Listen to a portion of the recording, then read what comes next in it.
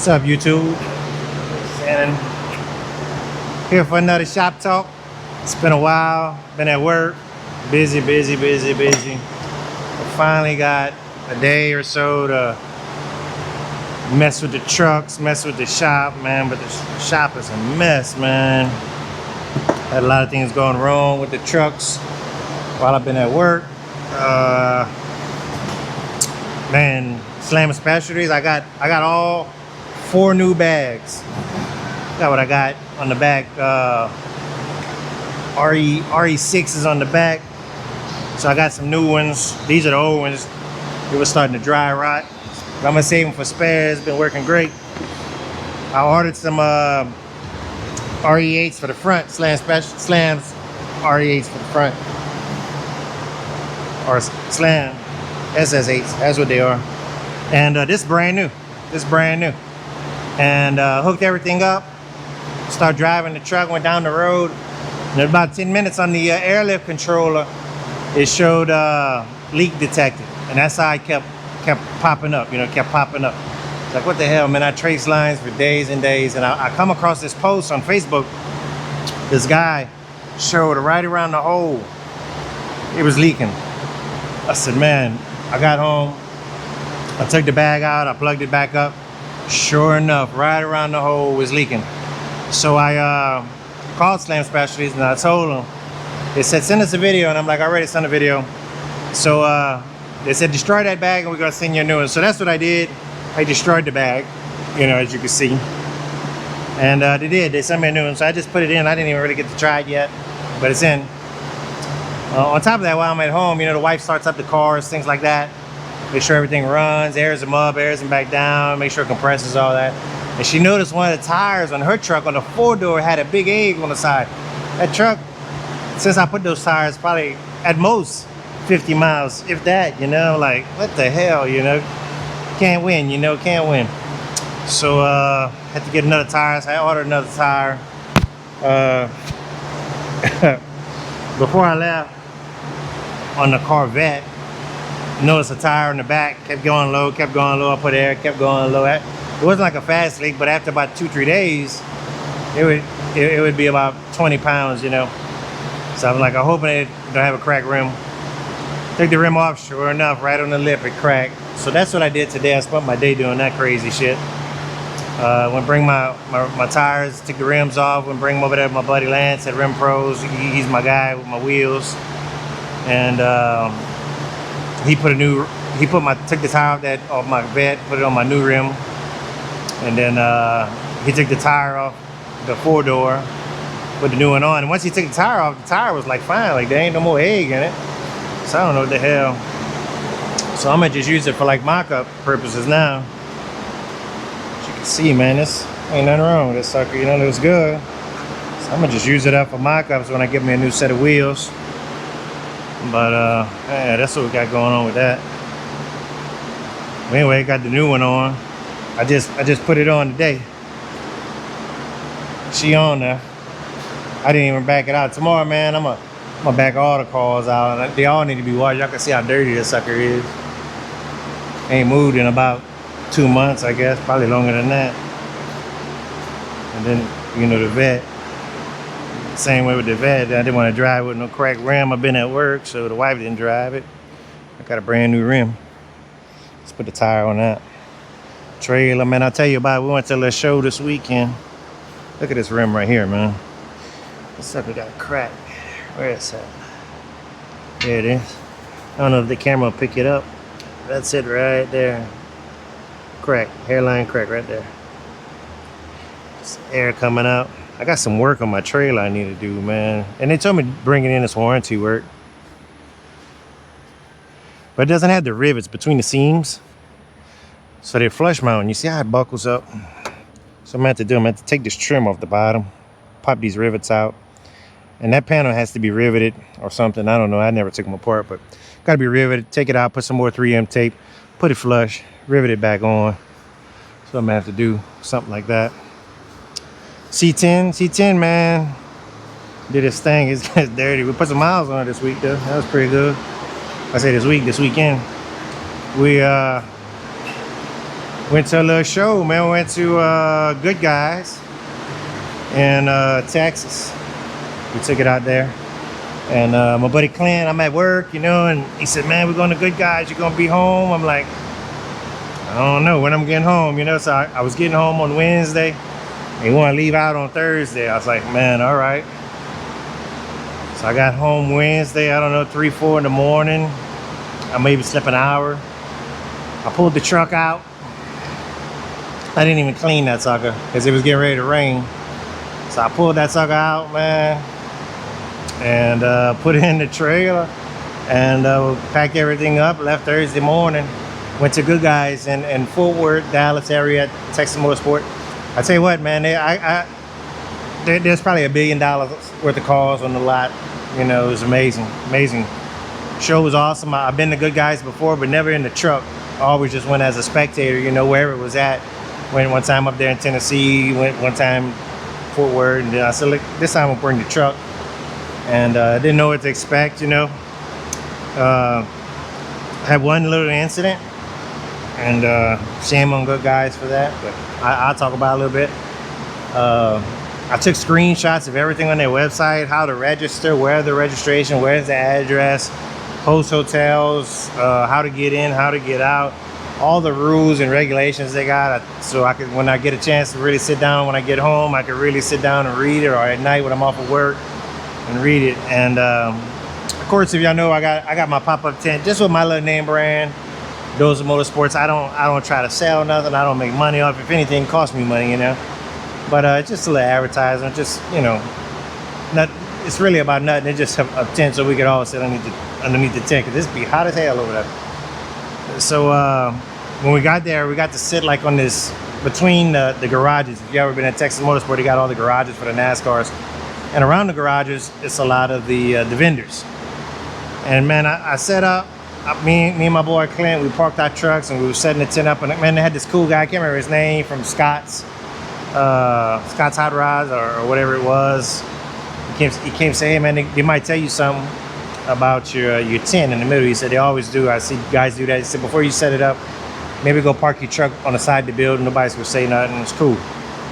Like, all right, man, appreciate it. So we backed our trucks up on the side of the building by the garages, and I set my tent up. And a guy that worked for Good Guys, he passed on the golf cart and he saw me. He said, man, you can't just leave your truck right here. You got people that gonna park.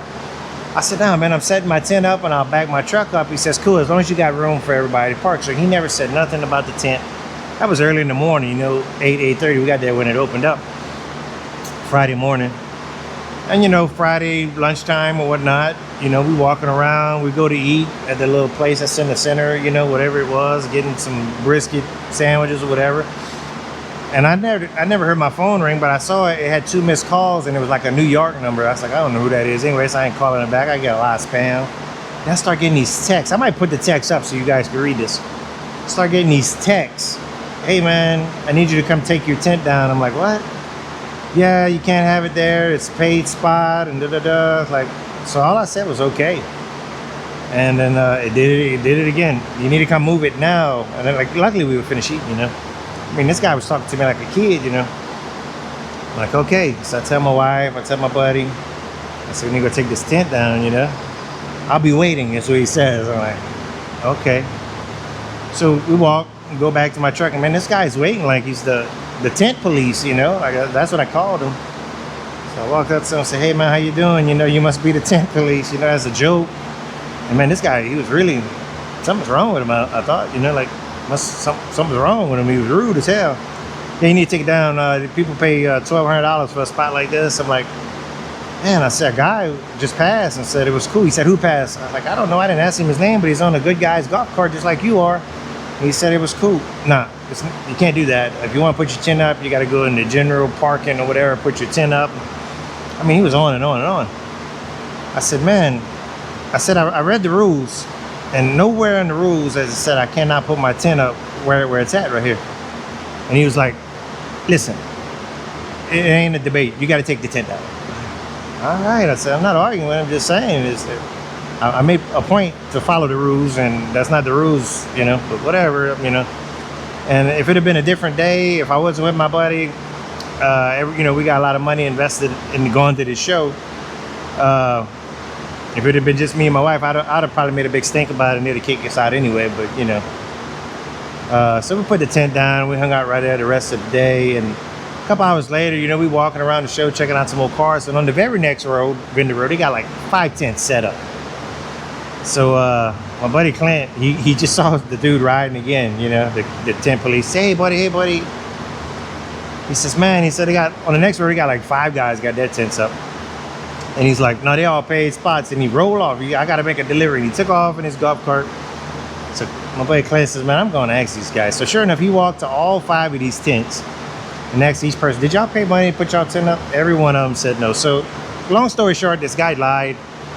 I don't know if it couldn't be that he didn't like me because he didn't meet me by the time he was already texting me. Maybe he didn't like my style of truck, or he didn't like my tent. I don't know what the deal was, but I was the only tent that he may take down.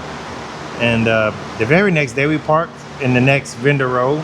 It was like a truck show inside a Good Guys show. We parked there and I put my tent up again, and everybody that was there put their tent up. And I was like, if he comes tell me something from my tent today, he's gonna make sure everybody take their tent down, not just me. But I didn't even see him. So that was Saturday. All in all, man, it was a really good show. I didn't get no footage because it was crazy hot. And I did bring my GoPro, but I was like, nah, I'm not doing it. It's hot. But a good show otherwise. We didn't win nothing, but you know, as always, we don't go to win. But it was good to see, man. I tell you, there was some high-end bills, there was some high-end bills, man. And it was good to see. But the rest of this week, I got off, so I need to really clean up my shop. I'm gonna put some miles on this thing. I'm gonna put some miles on that thing. I need to change out the water pump on this Nissan. I need to take these chairs. I need to go find me an upholstery shop so I can put those chairs in my photo right here so the wife can have it looking right. So I think I'm gonna do that tomorrow. And I need to start saving up all these tools. And another thing I did was air conditioner wise. I have to recharge up the air conditioning this. I never did air conditioning in my life. I want to get me some gauges, figured it out. But it's working. And low pressure valve is leaking, so I got some new valves I need to put in it. I got this little tool that you put on the low pressure and you can take the valve out without losing it, any of your Freon in there and put it back. So I'm gonna do that. But other than that, man, that's what we got going on. Show you what the shop looking like. It's looking like a mess, man.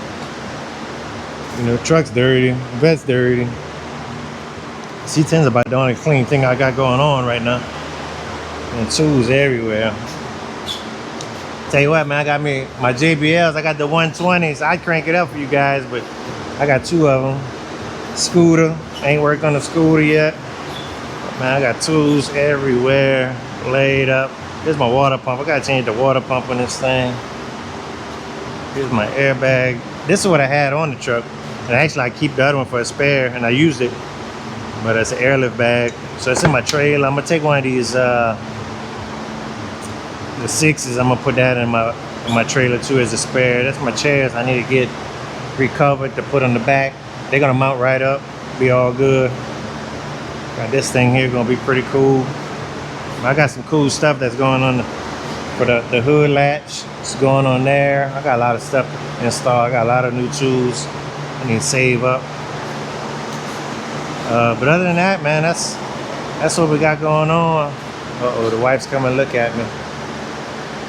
She's giving me the stinky eye. That might be means it's time to go in or something. Or she bringing the grandbabies home. Them little boogers, man, I ain't seen them yet. But they came to the house, man. They wild. Uh-oh, here they come.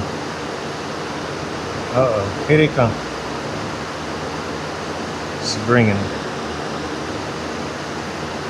See what your little boogers doing.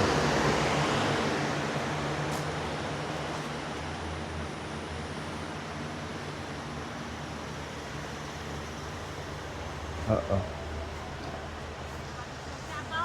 There they are. Uh-oh, y'all YouTube famous. Blow Cap a kiss. Say peace out. Ma, I see y'all. Y'all going home? What is that? You gonna be famous. You're on Cap's YouTube. TV. You're on Cap's YouTube channel. Say, oh. what's up, YouTube? What's up, YouTube? There you go. I got YouTube, I hear you. Good job. Well, Say peace out. All right. Peace out. I'll see y'all later. So you're going to send that on the TV. Yeah, I'm gonna send it on the TV. That's what I'm gonna do. That's so cool, huh, B? So we will be with you on your channel, I guess. Yeah, yeah, on TV. You can watch yourself on TV after a while. Whoa. Movie You're gonna be a movie star. star. Was it a little super bad girl? The movie star chick, super bad movie star. Oh yeah. So right today. Okay. Sunny. Yeah. All right. All right. See y'all later. Say bye, Captain. Gotta go have supper. Yeah. Oh man, them little grandbaby something, boy.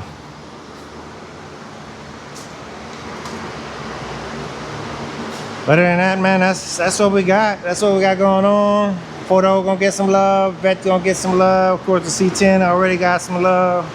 The Nissan eventually gonna get some love. Man, I don't know if I ever showed everybody, but this thing is.